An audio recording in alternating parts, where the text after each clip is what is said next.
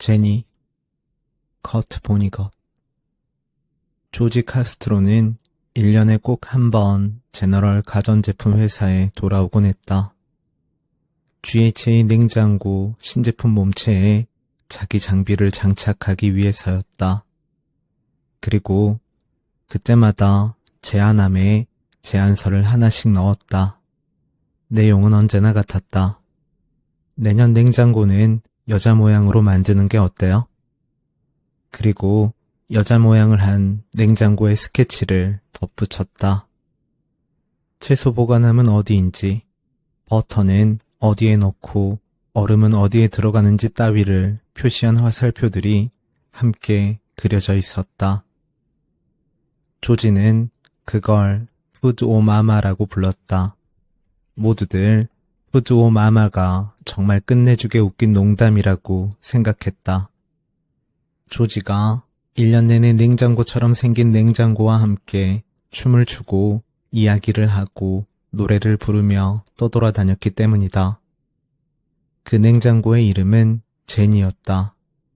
그가 GHA 연구소의 정말 유망한 직원이던 시절에 고안에 만든 것이다. 조지는 제니와 결혼한 것이나 다름없었다. 그는 이삿짐 트럭 짐칸에서 제니와 함께 살았고 그곳은 제니의 전자두뇌로 거의 꽉 차 있었다. 짐칸에는 간이 침대와 요리용 철판, 다리 3개짜리 스툴, 테이블, 사물함도 있었다. 밤을 보내기 위해 트럭을 세울 때면 그는 바깥 맨땅에 도어 매트를 깔았다. 매트에는 야광으로 제니와 조지라고 쓰여 있었다. 제니와 조지는 미국과 캐나다에 있는 모든 가전제품점을 돌아다녔다. 사람들이 가게 안에 충분히 모여들 때까지 그들은 춤을 추고 노래를 하고 농담을 했다. 그러면 아무것도 하지 않고 주위에 가만히 서 있는 GHA 가전제품들을 확실하게 홍보할 수 있었다. 제니와 조지는 1934년에 그 일을 시작했다. 내가 대학을 졸업하고 회사에 들어갔을 때 조지는 64살이었다. 조지의 엄청나게 높은 급여와 그의 자유로운 생활 방식에 대해, 그리고 그가 사람들을 웃겨서 가전제품을 판다는 이야기를 듣고 나는 당연히 그가 이 회사에서 가장 행복한 사람일 거라 생각했다. 하지만 인디애나폴리스 지점으로 정근을 가기 전까지 나는 제니와 조지를 볼 기회가 없었다. 그러던 어느 날 아침 전보를 받았다. 제니와 조지가 우리 동네 근처에 있으니 그들을 찾아 조지에게 전처가 아주 아프다는 소식을 전해줄 수 있느냐는 내용이었다. 살 날이 얼마 남지 않은 그녀가 그를 보고 싶어 한다고 했다.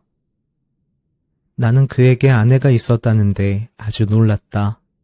사무실에 나이 든 사람들 중 몇몇은 그녀에 대해 알고 있었다. 조지는 아내와 불과 6개월을 같이 살았고 그러고서는 제니를 데리고 출장을 떠났다. 전처의 이름은 낸시였다. 낸시는 곧장 조지에게 등을 돌려 그의 가장 친한 친구와 결혼했다. 내가 제니와 조지를 찾아내는 일을 맡았다. 회사는 그들이 정확히 어디 있는지 전혀 알지 못했다. 조지는 자기 일정을 스스로 짰다. 회사는 그가 하고 싶은 대로 하도록 놔두었고 경비 사용 내역과 도매상과 소매상들이 보내는 열광적인 편지들을 보고서 그가 대충 어디 있는지 파악할 뿐이었다. 그리고 회사로 날아오는 열광적인 편지에는 거의 언제나 제니의 새로운 재주, 제니가 전에는 할 수 없었던 일들에 대한 내용이 담겨 있었다. 조지는 제니를 가만히 두지 못했다. 조금이라도 시간이 날 때마다 제니를 이리저리 손봤다. 마치 제니를 최대한 인간에 가깝게 만드는 일에 그의 인생이 걸려있기라도 한 것처럼. 나는 인디애나주 중부에 있는 우리 도매상 할 플러리시에게 전화를 걸어 제니와 조지가 어디 있는지 아느냐고 물었다. 그는 요란하게 웃더니 당연히 안다고 했다. 제니와 조지는 인디애나폴리스에 있다고 했다. 그들은 후저 가전제품점 앞에 있었다. 제니와 조지가 노스 머리디언 스트리트를 산책하는 바람에 이른 아침에 차들이 다 멈춰 섰다고 그가 말했다. 제니는 새 모자를 쓰고 코르사주를 달고 노란 드레스를 입었어. 조지는 정장을 쫙 빼입고 노란 스패츠를 차고서 지팡이를 들었고, 자네가 봤으면 죽었을 거야. 그리고 조지가 제니를 수리해서 배터리가 얼마 남지 않은 걸 알 수 있게 한 거 알지? 모르는데요? 내가 말했다. 하품을 해. 그가 말했다. 그리고 눈꺼풀이 축 처져. 내가 후저 가전제품점에 도착했을 때 제니와 조지는 그날의 첫 쇼를 시작하는 중이었다. 멋진 아침이었다. 조지는 인도에서 햇살을 받으며 제니의 두뇌가 실린 이삿짐 트럭의 팬더에 기대어 있었다. 그와 제니는 듀엣으로 노래를 불렀다. 인디언 러브콜이었다. 솜씨가 꽤 훌륭했다.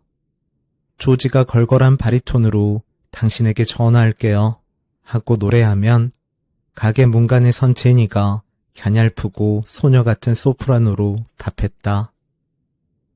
가게 주인 설리 해리스가 제니 옆에서 한쪽 팔을 제니에게 두르고 섰다. 그는 시가를 피우며 입장객 수를 세고 있었다. 조지는 할 플러리시가 그토록 웃어대던 정장 차림의 노란 스패츠를 차고 있었다. 재킷 꼬리는 땅에 끌릴 정도였다. 흰 조끼는 무릎 근처까지 단추를 채웠다. 셔츠는 턱 아래까지 블라인드처럼 말려 올라가 있었다. 신발은 카누 노만한 크기의 맨발처럼 보이게 하는 광대 신발이었다.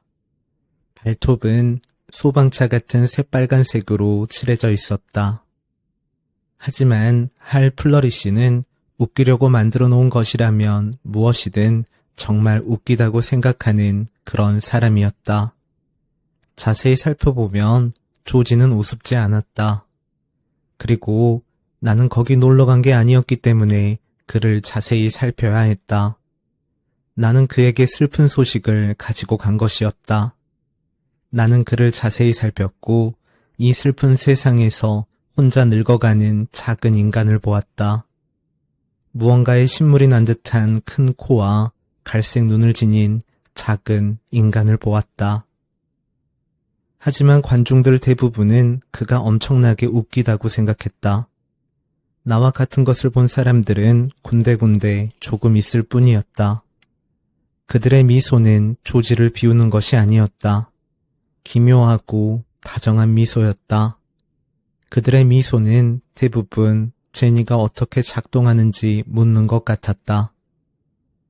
제니는 무선 조종으로 움직였고 조작 버튼은 조지의 커다란 광대 신발 속 발가락 밑에 있었다. 발가락으로 버튼을 누르면 이삿짐 트럭에 있는 제니의 두뇌로 신호가 갔다. 그러면 두뇌가 제니에게 무엇을 할지 신호를 보냈다. 제니와 조지와 트럭 사이에 전선은 전혀 없었다. 제니가 하는 모든 행동이 조지와 관련이 있다는 사실이 믿기지 않았다. 그는 귀에 작은 분홍색 이어폰을 꽂고 있어서 제니와 30m나 떨어져 있어도 누가 제니에게 하는 말을 전부 들을 수 있었다. 그리고 안경테에 작은 백미러를 붙이고 있어서 등을 돌리고 있어도 제니의 행동을 전부 볼 수 있었다. 노래가 끝나자 제니는 장난칠 상대로 나를 골랐다. 키 크고 까무잡잡하고 잘생긴 아저씨, 안녕하세요? 그녀가 내게 말했다. 낡은 아이스박스가 당신을 집에서 쫓아냈나요? 냉장고 문 위에 스펀지 곰으로 된 얼굴이 있었는데 그 안에 스프링이 내장되어 있고 뒤에 스피커가 달려 있었다. 얼굴이 너무 진짜 같아서 나는 하마터면 냉장고 안에 이쁜 여자가 있다고, 문에 난 구멍으로 얼굴을 내놓고 있다고 믿을 뻔했다.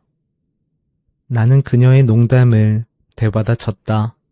이봐요, 프랑켄슈타인 부인, 내가 말했다. 저쪽 어디 가서 얼음이라도 좀 만드는 게 어때요? 당신 대장이랑 둘이서 나눌 이야기가 있는데. 분홍색이던 그녀의 얼굴이 하얗게 변했다. 그녀의 입술이 떨렸다.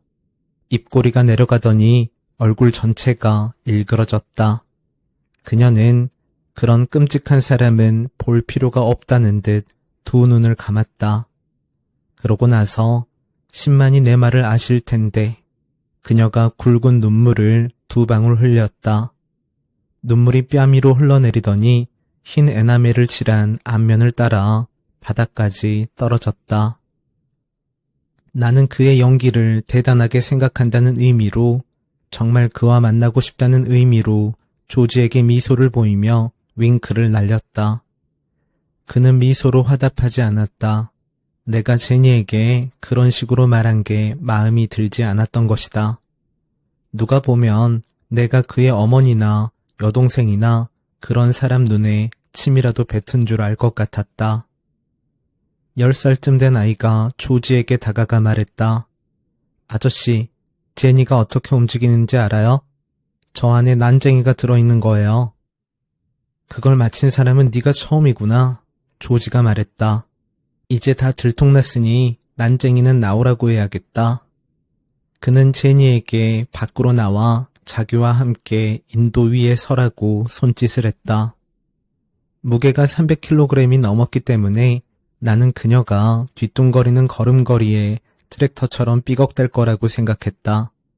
하지만 제니는 예쁜 얼굴과 어울리게 사뿐사뿐 걸었다. 그 모습처럼 모든 것은 마음에 달렸음을 깨닫게 한 경우는 없었다. 나는 냉장고를 완전히 잊어버렸다. 오직 제니만 보였다. 그녀가 조지 옆으로 가서 섰다. 왜 그래요, 자기? 그녀가 물었다. 장난은 이제 다 끝났어. 조지가 말했다. 이 똑똑한 소년이 당신 안에 난쟁이가 들어있다는 걸 알아냈어. 이렇게 된 거 나와서 바람도 좀 쐬고 이 좋은 분들도 만나봐. 그가 딱 적당히 머뭇거리고 적당히 침울한 표정을 지어서 관객들은 정말 난쟁이를 볼지도 모르겠다고 생각할 정도였다. 그러고는 윙 하고 철컥하는 소리가 나더니 제니의 문이 활짝 열렸다. 안에는 찬 공기, 스테인리스 스틸, 도자기, 그리고 오렌지 주스 한 잔뿐이었다. 모두가 충격을 받았다. 겉에는 저런 아름다움과 인격이 있는데 그 안은 차가운 무라니. 조지는 오렌지 주스 잔을 꺼내 한 모금 마신 다음 다시 제니 안에 넣고 문을 닫았다. 당신이 평소와 달리 몸을 챙기는 걸 보니 기쁘네요. 제니가 말했다. 그녀가 그에게 푹 빠져 있음을, 그리고 평소 그가 그녀의 마음을 아프게 하는 일이 많았음을 알 수 있었다. 정말이지. 그녀가 사람들을 향해 말했다.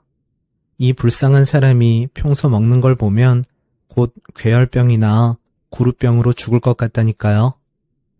곰곰이 생각해보면 관객만큼 제정신이 아닌 사람들도 없다.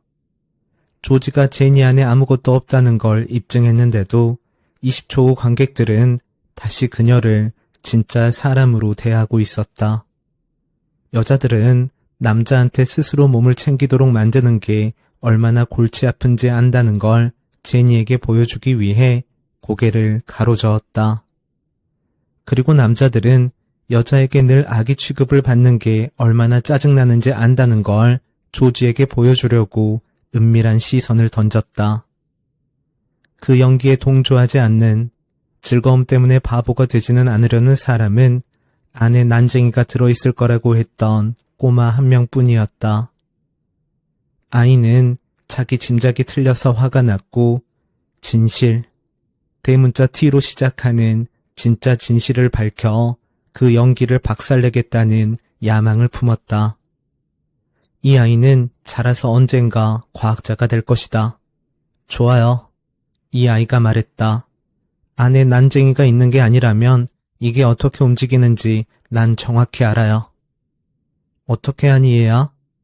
제니가 물었다.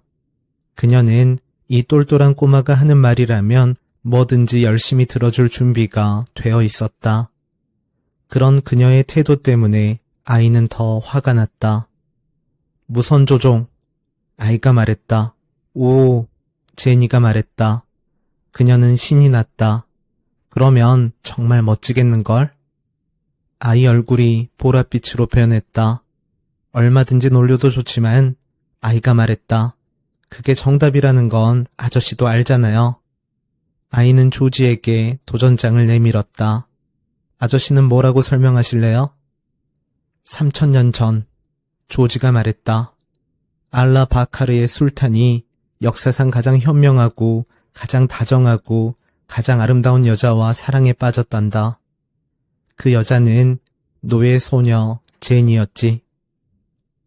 그 늙은 술탄은 자신의 왕국에 피바람이 끊이지 않을 거라는 걸 알았단다. 조지가 말했다. 제니를 본 남자들은 누구나 그녀의 사랑을 얻고 싶어 미쳐버렸거든. 그래서 늙은 술탄은 왕궁의 마법사를 시켜 제니의 영혼을 몸에서 빼내 병에 넣게 했단다. 그리고 자기 금고에 넣은 다음 잠가두었지. 1933년에 제너럴 가전제품 회사 사장 라이어널 오 허트라인이 전설 속의 바그다드로 출장을 갔다가 묘한 병을 하나 샀어. 집에 가져와서 열어보니 3000년 된 제니의 영혼이 나온 거야. 나는 그때 GHA 연구소에서 일하고 있었고 허트라인 씨가 나한테 제니에게 새 몸을 만들어줄 방법이 없겠느냐고 물으셨지.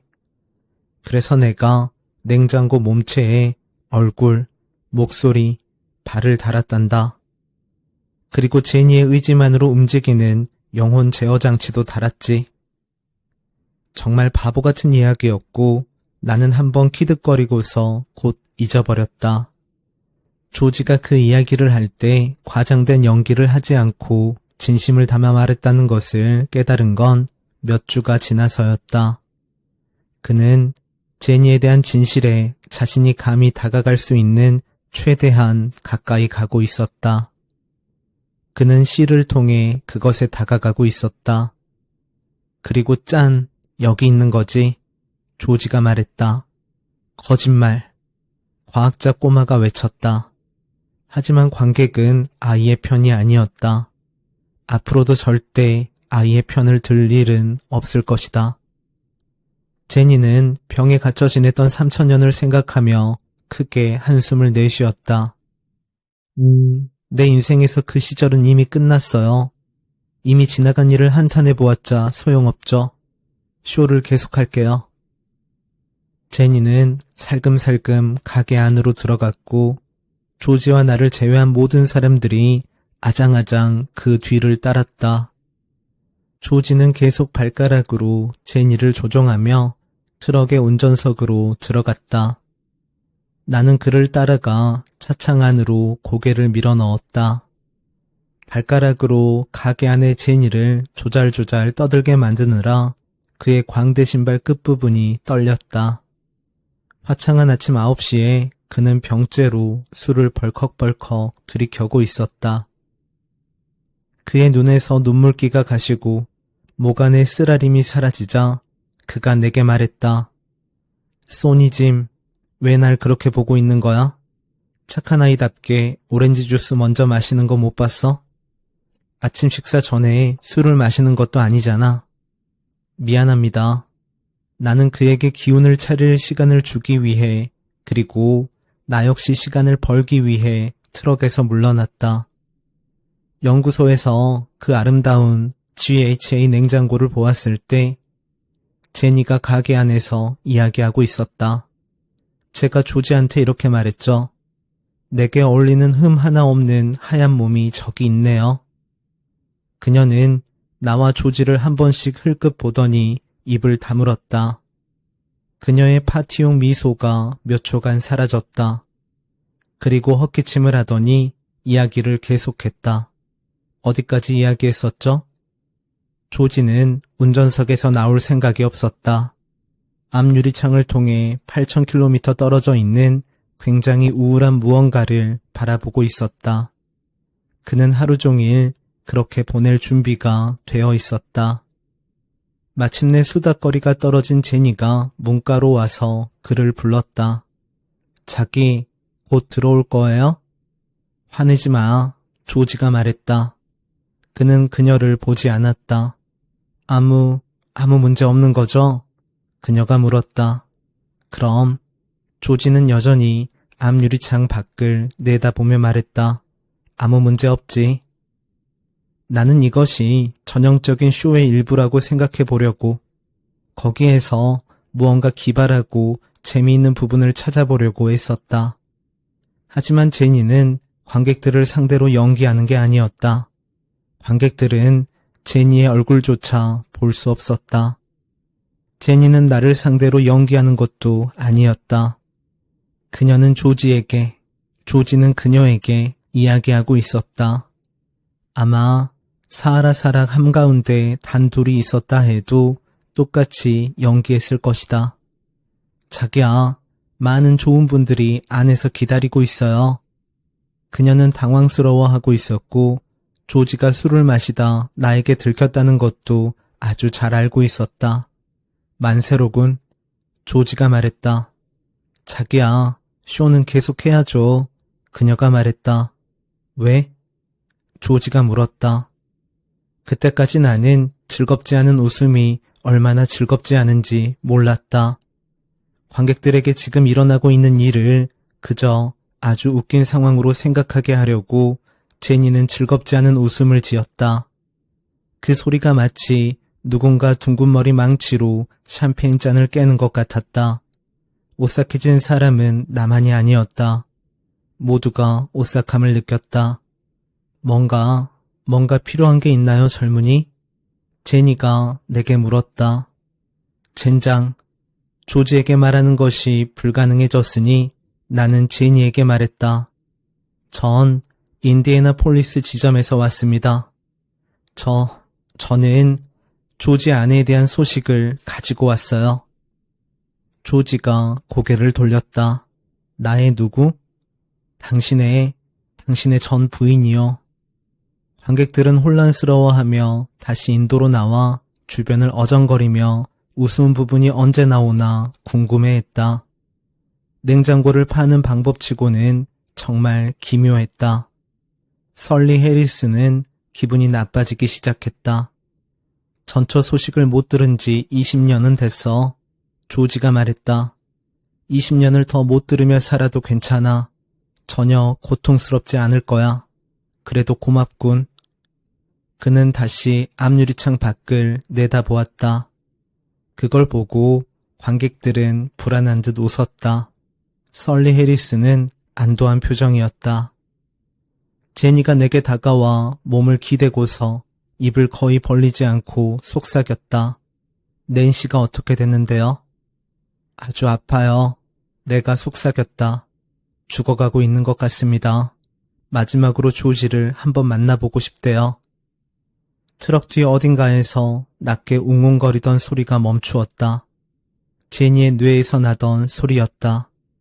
제니의 얼굴은 죽은 스펀지 곰으로 백화점 옷가게 마네킹에서 볼 수 있는 것과 똑같이 멍청한 얼굴로 변했다.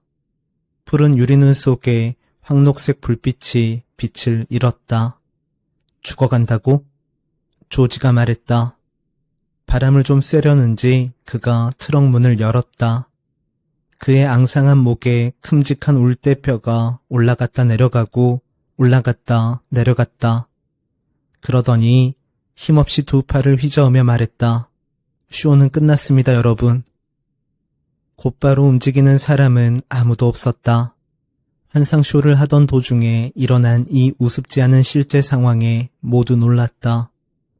조지는 정말로 쇼가 끝났다는 것을 보여주기 위해 광대 신발을 벗어 던졌다. 그는 다시 입을 열지 못했다. 운전석 위에서 몸을 돌리고 앉아 발판에 얹은 맨발만 그는 다시 입을 열지 못했다. 운전석 위에서 몸을 돌리고 앉아 발판에 얹은 맨발만 바라보고 있었다. 볼이 좁고 뼈가 앙상한 두 발이 시퍼랬다. 사람들은 아주 우울한 하루를 시작하기 위해 느릿느릿 물러났다.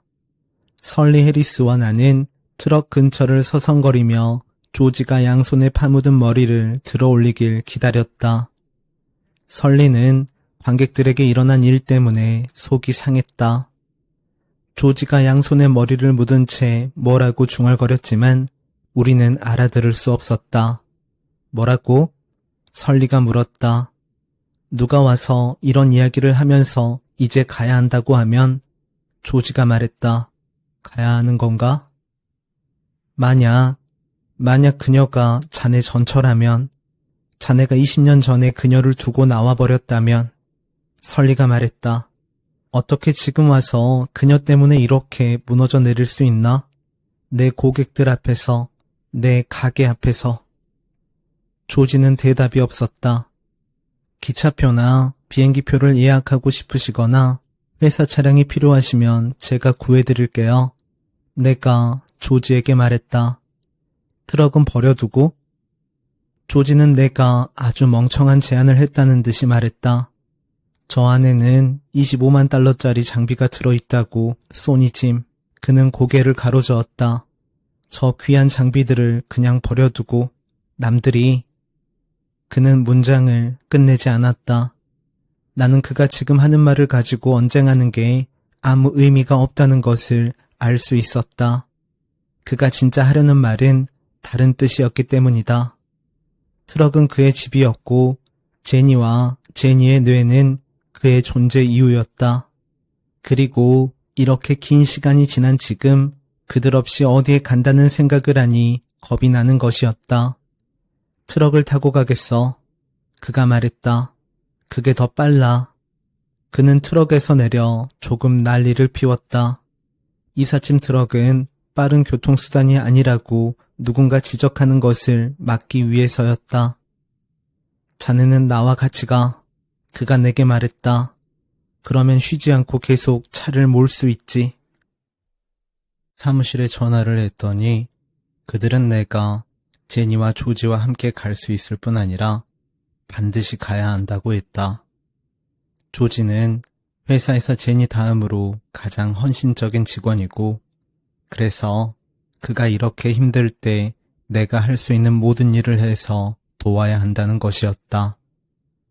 전화를 끊고 돌아오니 조지도 어딘가 전화를 하러 가고 없었다. 마법 신발은 놔두고 스니커즈를 신고 갔다.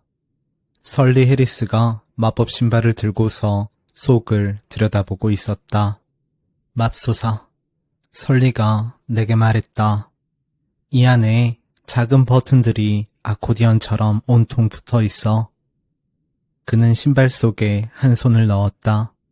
1분 정도 그러고 나서야 버튼을 하나 눌러볼 용기를 냈다. 제니가 말했다. 그녀의 얼굴은 완전히 무표정했다. 설리가 다른 버튼을 눌렀다. 제니가 말했다. 그가 또 다른 버튼을 눌렀다. 제니는 모나리자 같은 미소를 지었다. 설리가 버튼 몇 개를 눌렀다. 버르플라 플레네오, 바마 우주트라싯, 슈. 제니가 말했다. 그리고 오른쪽으로 90도 돌더니 혀를 내밀었다. 설리는 겁을 먹었다. 침대 옆에 침대 슬리퍼를 놓듯이 마법 신발을 트럭 옆에 내려놓았다. 이봐, 그가 말했다. 저 사람들은 여기 돌아오지 않을 거야. 조지의 쇼를 보고 나서는 여기를 영안실이나 뭐 그런 데라고 생각할 거라고. 그래도 신에게 감사드리는 건 딱 한 가지 있지. 그게 뭔데요? 내가 물었다. 관객들이 적어도 이 냉장고의 목소리와 얼굴의 주인공이 누구인지는 몰랐잖아. 누군데요? 내가 말했다. 몰랐어? 설리가 말했다. 젠장. 조지는 그녀의 얼굴을 본따서 제니에게 붙여줬어. 그리고 영어로 말할 때 필요한 모든 소리를 다 녹음하게 시켰지. 제니가 내는 모든 소리는 다 그녀가 먼저 냈던 거야. 그게 누군데요? 내가 물었다. 낸시야. 이름이 낸시가 맞던가? 설리가 말했다. 신혼여행에서 돌아오자마자 그 짓을 한 거야. 지금 죽어가고 있다는 그 숙녀분 말이야. 우리는 16시간 동안 1120km를 달렸다. 그 시간 내내 조지가 내게 한 말은 10단어도 되지 않은 것 같다. 몇 마디 하긴 했지만 내게 한 건 아니었다. 자면서 잠꼬대를 한 것이었고 아마 제니에게 하는 말인 듯 했다. 그는 내 옆에서 코를 골면서 우팜프, 어파 같은 소리를 냈다. 그리고는 스니커즈 속에 발가락을 꼼지락거리며 자기가 듣고 싶은 대답을 하도록 제니에게 신호를 보냈다. 그가 마법 신발을 신고 있지 않았기 때문에 제니는 아무것도 하지 않았다. 그녀는 트럭 뒤 어두운 짐칸 벽에 묶여 있었다. 목적지까지 1시간가량 남았을 때만 해도 조지는 제니 걱정을 별로 하지 않았다. 그런데 그 뒤로는 비글처럼 안절부절 못했다. 거의 10분에 한 번씩 제니를 묶어둔 끈이 풀려 제니가 자기 뇌 안에서 여기저기 부딪히고 있을 거라고 생각했다. 그럴 때면 차를 세우고 뒤로 돌아가서 제니가 정말 괜찮은지 확인해야 했다. 검소한 생활이 어떤 건지 아는가? 트럭 안은 텔레비전 방송국 조종실 안에 있는 수도승의 방 같았다. 나는 조지의 간이 침대보다 더 넓고 푹신한 자동차 시트도 본 적이 있다. 트럭 안에 조지를 위한 모든 물건들은 불편한 싸구려 제품이었다. 처음에는 그가 말한 25만 달러가 어디 있는 건가 싶었다. 하지만 그가 손전등으로 제니의 뇌를 비출 때마다 나는 점점 흥분했다. 그보다 더 기발하고 복잡하고 아름다운 전자 시스템은 다시는 못 볼 것이었다. 제니에 관해 돈은 문제가 아니었다. 해가 떠오르는 동안 우리는 고속도로를 벗어나 구덩이투성이 도로를 덜컹거리며 달려 제너럴 가전제품 회사의 고향에 다다랐다. 내가 직장 생활을 시작한 곳이자 조지가 직장 생활을 시작하고 아주 오래전에 자기 신부를 데려온 곳이었다. 조지가 운전을 하고 있었다. 차가 덜컹거리는 바람에 나는 잠에서 깼고 조지 안에 무언가가 풀려났다. 벼랑간 그는 이야기를 해야만 했다. 그가 알람 시계처럼 갑자기 말문을 열었다. 난 그 여자를 몰라. 그가 말했다. 전혀 모른다고, 소니 짐. 그는 마음의 고통을 덮으려 손등을 깨물었다. 난 완전히 낯선 사람을 보러 가는 거야, 소니 짐. 그가 말했다. 내가 아는 거라고는 그녀가 한때 아주 아름다웠다는 것뿐이야. 한때 난 그녀를 이 세상 그 무엇보다 더 사랑했고 그녀는 내가 가진 모든 걸 산산조각 냈어. 직장 생활, 우정, 가정 다 끝장난 거야. 조지는 경적 버튼을 눌러 트럭에 달린 커다란 확성기로 새벽을 요란하게 뒤흔들었다. 절대 여자를 숭배하지 마, 소니 짐. 그가 소리쳤다. 도로의 또 다른 구덩이 하나를 지나갔다. 조지는 양손으로 핸들을 꼭 잡아야 했다. 트럭이 안정되면서 그도 안정되었다. 그는 목적지에 도착할 때까지 더 이상 이야기하지 않았다. 우리의 목적지는 앞면에 기둥이 늘어서 있는 흰 저택이었다. 노버트 호니커의 집이었다. GH의 연구소 부소장인 그는 아주 잘 살고 있었다. 여러 해 전에 그는 조지와 가장 친한 친구였다. 그가 조지의 아내였던 낸시를 빼앗아가기 전에는. 집에 불이란 불은 전부 켜져 있었다. 우리는 집 앞에 주차된 의사의 차 뒤에 트럭을 세웠다. 뒷번호판 윗부분에 있는 서럽 꼬인 2마리 뱀의 표식을 보고 의사의 차라는 걸 알 수 있었다. 우리가 차를 대자마자 집 현관이 열리며 노버트 호니커가 나왔다. 잠옷과 슬리퍼 차림이었고 밤새 한숨도 못 잔 모습이었다. 그러나 조지에게 악수를 건네지는 않았다. 인사조차 하지 않았다. 그는 곧바로 연습해둔 말을 꺼냈다. 조지, 그가 말했다. 자네가 들어가 있는 동안 나는 여기 밖에 있을 거야. 안에 있는 동안은 자네 집이라고 생각해 주길 바라네. 자네와 낸시에게는 서로 해야 할 말을 뭐든 할 수 있는 완전한 자유가 있어. 집 안에 들어가 혼자서 낸시를 마주하는 건 결코 조지가 원하던 상황이 아니었다. 난 그녀에게 할 말이 아무것도 없는데. 그러면서 한 손을 차 열쇠에 가져다 댔다. 다시 트럭에 시동을 걸고 차를 몰아 달려가 버릴 준비가 되어 있었다. 그녀가 자네에게 할 말이 있어. 호니커가 말했다.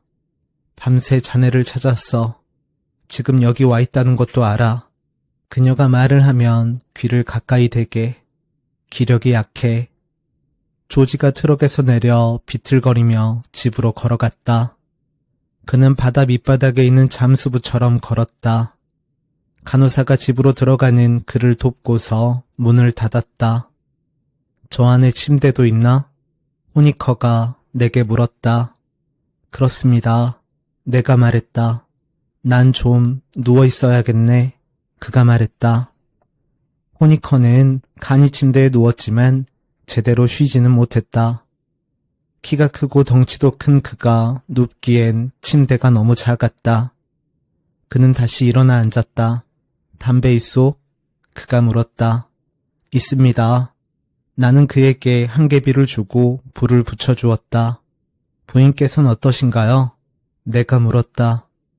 죽진 않을 거요. 그가 말했다. 하지만 이번 일로 순식간에 할머니가 되어버렸지. 그는 손가락을 튕겼다.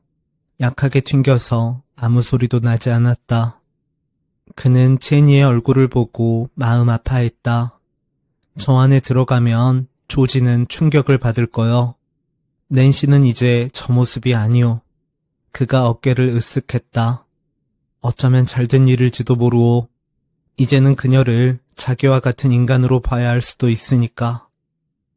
그는 일어서서 제니의 뇌로 가더니 뇌의 일부를 담고 있는 철제 선반을 흔들었다. 선반은 조금도 움직이지 않았고 오히려 호니커의 몸이 흔들렸다. 맙소사. 그가 말했다. 이런 낭비라니. 이런 낭비라니. 이런 낭비라니. 우리 시대 최고의 공학자 중 한 명이었던 사람이 이삿짐 트럭에 살면서 기계와 결혼하고 서스케서 원주 무스조와 플로리다주 플라밍고 사이 어딘가에서 가전제품을 팔고 있다니. 그분은 꽤 머리가 좋으신 것 같습니다. 내가 말했다. 머리가 좋아? 호니커가 말했다.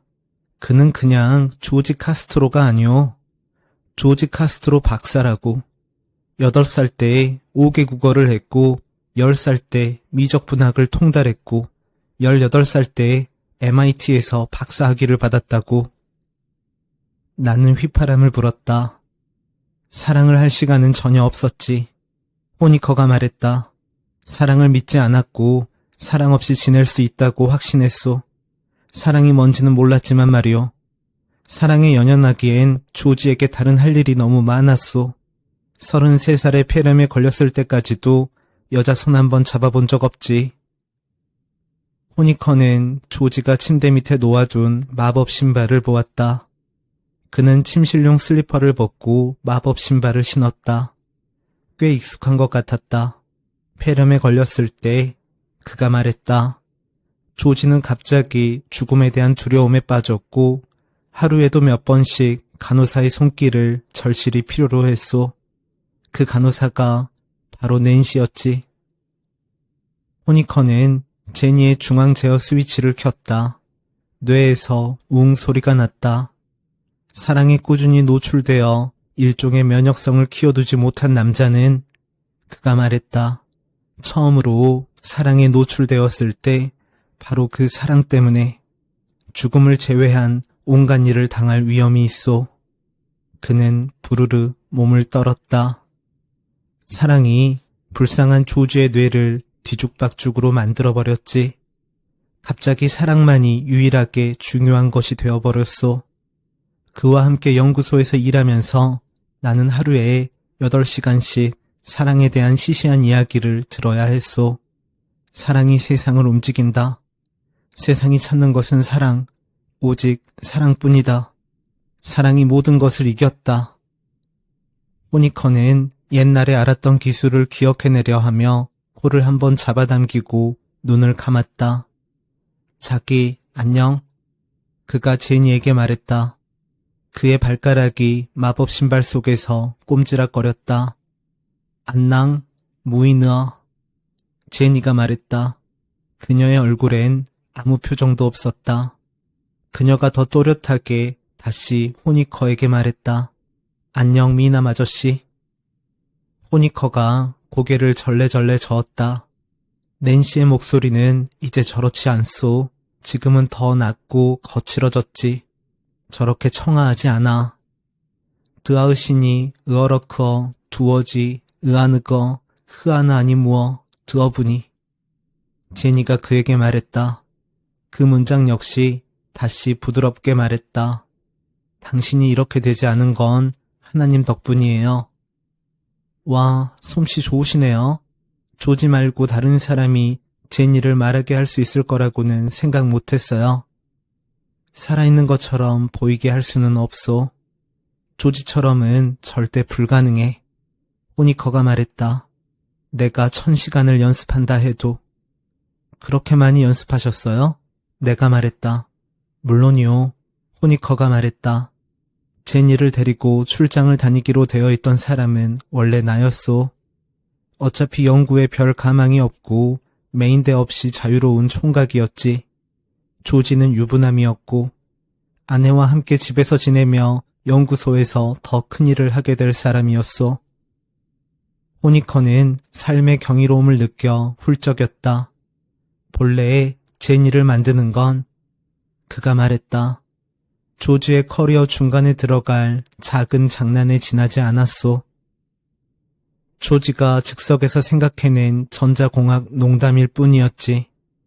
제니는 그가 낸시와 함께 신혼여행을 다녀온 뒤 공중에 붕 떠 있다가 땅으로 내려오는 동안 장난칠 거리에 불과했소. 호니커는 제니가 탄생하던 때의 옛 이야기를 두서없이 늘어놓았다. 그리고 제니 역시 그때를 기억한다는 듯이 가끔 그녀를 대화에 끼어들게 했다. 그리고 그 시절의 호니커가 조지의 아내를 사랑하게 되었기 때문에 그에게는 나쁜 시절이었다. 당시 그는 자신이 뭔가 행동에 나서게 될까봐 죽을 만큼 두려웠다. 나는 그녀를 있는 그대로 사랑했소. 그가 말했다. 어쩌면 조지가 사랑에 대해 떠들어댄 헛소리들 때문에 그녀를 사랑하게 되었던 건지도 몰라. 조지가 사랑이나 그녀에 대해 황당한 말을 하면 나는 그녀를 사랑할 진짜 이유를 생각해내곤 했지. 결국엔 그녀를 인간으로, 기적적으로 유일무이하고 단점과 장점이 마구 뒤섞인 존재로 사랑하게 되었어. 일부는 어린아이이고, 일부는 성인 여성이고, 일부는 여신이며 엉터리 계산자보다 더 일관성 없는 존재로 말이오. 그리고 조지가 나와 함께 보내는 시간이 점점 늘어났어요. 제니가 말했다. 그는 연구소에서 최대한 늦게 퇴근했고 저녁을 허겁지겁 먹어치우고는 다시 나를 붙들고 일하면서 자정을 훌쩍 넘겼죠. 낮에는 늘 조종 신발을 신고 있었고 밤에도 반 정도는 신고 있었어요. 그리고 우린 계속해서 이야기하고 또 했죠. 호니커는 제니가 다음으로 할 말에 어울릴 만한 표정을 짓게 하려고 했다. 그는 설리 해리스가 전날 눌렀던 모나리자 미소 버튼을 눌렀다. 나는 정말 훌륭한 친구였죠. 그녀가 말했다. 나는 그가 듣고 싶어 하지 않은 말은 한 번도 하지 않았어요. 그리고 언제나 그가 듣고 싶어 하는 말을 정확히 그가 듣고 싶어 할 때 해줬죠. 여기. 호니커는 제니가 앞으로 나올 수 있게 묶여있던 끈을 풀며 말했다. 여기 있는 이것이 지구 위를 걸었던 여자들 중 가장 계산이 빠르고 순진한 남자의 마음을 가장 잘 아는 여자일세. 낸시는 절대 맞설 수 없었지. 보통 호니커가 말했다. 남자가 자기 아내에 대해 가졌던 첫 환상들은 신혼여행 이후 점차 사라진다오. 그 후로부터는 자기가 결혼한 사람이 실제로 어떤 사람인지 알아가는 어렵지만 값진 일을 시작해야 하지. 하지만 조지에게는 다른 선택지가 있었소. 제니를 통해 아내에 대한 자기 환상을 유지할 수 있었던 거요. 그가 불완전한 낸시를 버린 건 결국 추문을 일으켰소. 갑자기 조지는 자기 말고 다른 사람의 손에 맡겨지기엔 내가 너무 귀한 기계라고 사람들에게 말했어요. 제니가 말했다. 자기가 제니를 데리고 출장을 가게 해주지 않으면 아예 회사를 그만두겠다고 했죠. 사랑에 대해 새롭게 발견한 그의 굶주림에 호니커가 말했다. 견줄 수 있는 건 사랑의 위협에 대한 그의 무지밖에 없었소. 그가 아는 거라곤 어디서 오는 사랑이건 사랑은 아주 기분을 좋게 해준다는 것뿐이었지. 호니커는 제니의 전원을 끈 뒤 신발을 벗고는 다시 간이 침대에 누웠다. 조지는 로봇의 완벽한 사랑을 선택했소. 뒤에 남은 나는 조지에게 버려진 불완전한 여자의 사랑을 얻을 수 있었지.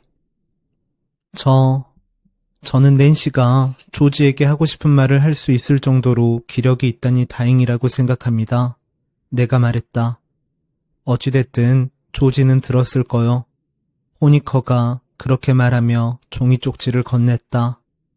그녀는 자신이 직접 말할 수 없는 경우를 대비해 이걸 받아 적게 했다오. 트럭 뒷문에 조지가 나타나는 바람에 나는 쪽지를 바로 읽어볼 수 없었다. 그는 자신이 조작할 때의 제니보다도 더 로봇 같아 보였다. 다시 자네 집일세.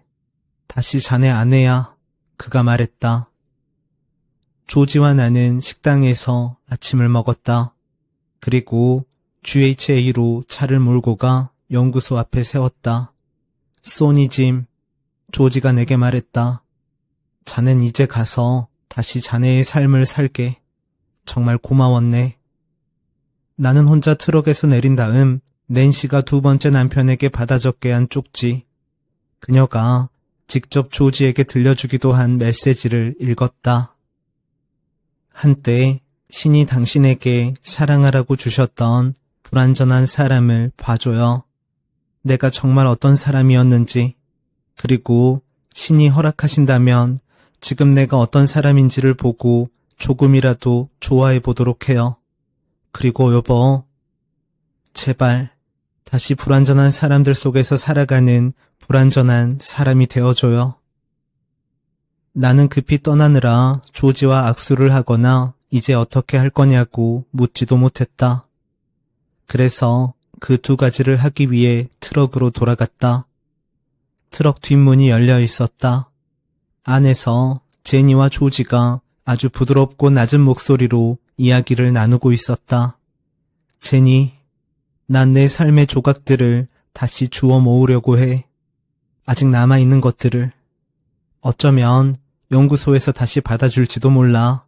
어쨌든 물어봐야지. 굽신거리면서. 당신이 돌아온다면 아주 신나할 거예요. 제니가 더 신나 있었다. 내가 들은 이야기 중 최고의 소식이네요. 몇 년 동안이나 기다리던 소식이에요. 그녀는 하품을 했고 눈꺼풀이 처졌다. 미안해요. 그녀가 말했다. 당신에겐 이제 당신을 데리고 다녀줄 더 젊은 사람이 필요해. 조지가 말했다. 난 늙어가고 있어. 당신은 결코 늙지 않을 거고. 당신만큼 열정적이고 사려깊고 잘생기고 똑똑한 사람은 결코 만나지 못할 거예요. 제니가 말했다. 진심이었다. 그녀는 다시 하품을 했다. 눈꺼풀이 조금 더 처졌다. 미안해요. 행운을 빌어요, 천사님. 그녀가 웅얼거렸다. 그녀의 눈이 완전히 감겼다. 잘 자요, 자기. 그녀가 말했다. 그녀는 잠이 들었다. 배터리가 다 된 것이었다. 내 꿈꿔. 조지가 속삭였다. 조지가 눈물 한 방울을 닦으며 트럭에서 영원히 멀어져 갈 때 나는 그의 시야에서 도망쳤다.